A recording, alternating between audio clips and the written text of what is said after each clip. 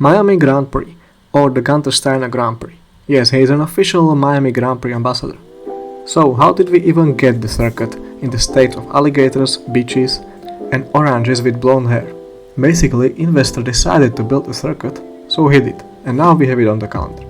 The track is built on an old airport around Miami Dolphin Stadium with unique design, and of course the fake marina for yachts with tickets for enormous prices. For Haas, it will be one of 3 home Grand Prix with probability we will see Gene Haas in the paddock. He cannot leave the country. And the whole event needs to be a big show in spite of racing. I mean cheerleaders and awkward shows that Max will probably hate. Miami Grand Prix is also a sprint weekend. And when F1 wasn't sure what sprint weekend will look like, Miami was their testing field and the track we have seen the changes first. In 2023 the sprint format was probably the worst we ever got, and luckily it changed.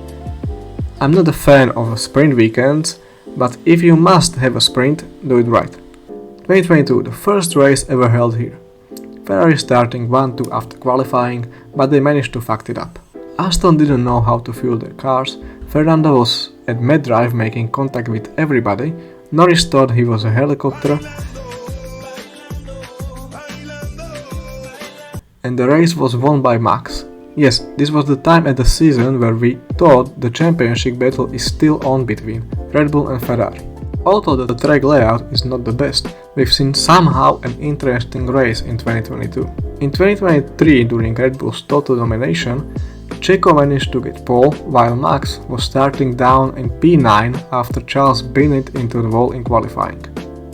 Checo had the chance to lead the championship as he led the majority of the race until Max overtook him on lap 48. Max was at his mid-drive and had an alternative strategy from everyone else, and it seems to be the better one. So we cannot blame entirely Checo for this, but after Miami, he completely broke. Charles' biggest problem in this race was Kevin Magnussen, and Fernando was just watching it all on the big screens. Which position is Lance? Great move into one. That's P13.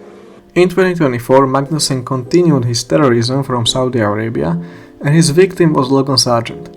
They collided, and this accident provoked a safety car, where he had a pretty bizarre Norris hand, and after safety car restart he showed an amazing racecraft taking home his first ever Grand Prix win, so nobody can call him Lando no wins anymore. Ferrari had disgusting HP livery, Perez was millimeters from retiring early, Max was thick on cones, and Sainz and Piastri started making collisions for some reason, and they continued with it the whole season wherever they saw each other on the track.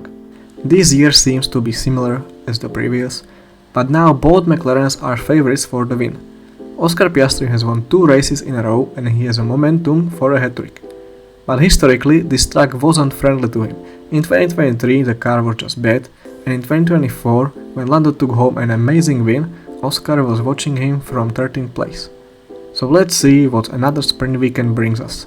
And let's hope Gunther will not be waving the flag, or at least he improved from the last time in Formula E.